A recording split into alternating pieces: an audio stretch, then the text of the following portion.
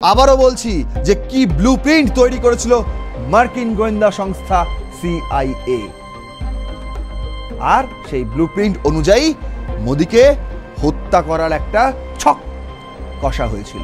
সূত্রের খবর, অত্যন্ত ঘনিষ্ঠ মহলের খবর, যে পুতিন সেই বৈঠকে নরেন্দ্র মোদিকে বলেছিলেন যে আমেরিকা যে কোনো সময় আমাকে মারতে পারে। Mystery depends over US officer death at Dhaka hotel. এই হচ্ছে সেই ব্যক্তি টেরেন্স জ্যাকসন, এই হচ্ছে সেই ব্যক্তি।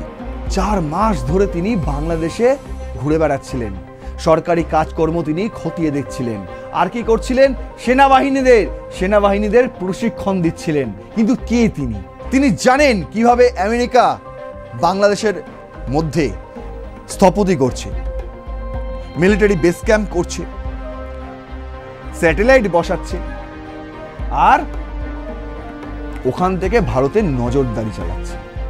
এই হচ্ছে সেই ব্যক্তি টেরেন্স জ্যাকসন, ঠিক আছে? এবার দেখুন কি লিখছে।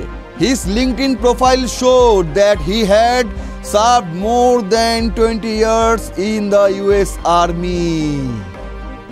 বিজনেসম্যান না? গুলশান পুলিশ স্টেশনের যে ইন্সপেক্টর, তিনি তো তাই বলেছিলেন।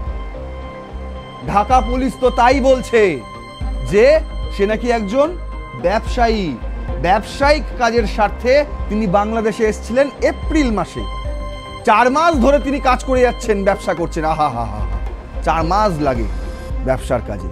আর তিনি কোথায় যাচ্ছেন? সরকারি কাজকর্ম দেখতে যাচ্ছেন। কোথায় যাচ্ছেন? বাংলাদেশি সেনা ছাউনিতে যাচ্ছেন।